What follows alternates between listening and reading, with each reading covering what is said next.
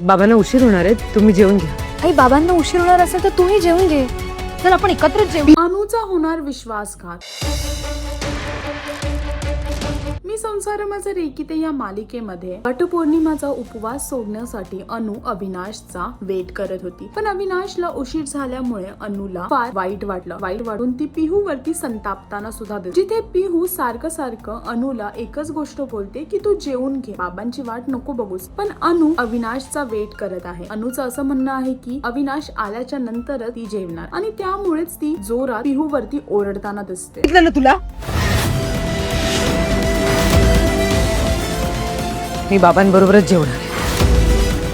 ती पिहूला हेच म्हणते की मी बाबा आल्यावरतीच जेवणार. आणि तिथेच दुसरीकडे अविनाशला उशीर म्हणून झाला आहे कारण की तो शनाया बरोबर आहे आणि शनायाने त्याच्यासाठी उपवास ठेवला होता आणि तोच तो सोडताना दिसतोय. आणि एवढंच नाही तर शनायाच्या नवऱ्याने सुद्धा अविनाश आणि शनायाला एकत्र पाहिलं आहे, जिथे शनाया त्याला भरवताना दिसते. आता बघायचं हे आहे की अनुचा जो आता विश्वासघात झाला आहे त्याच्यावरती अनुचं काय रिॲक्शन असणार आहे हे पाहण्यासाठी तुम्हाला मी संसार माझा रेकीते ही मालिका पाहावी लागेल. आणि अजून अशी लेटेस्ट अपडेट साठी टेलीचक्कर रिजनला सबस्क्राईब करायला विसरू नका.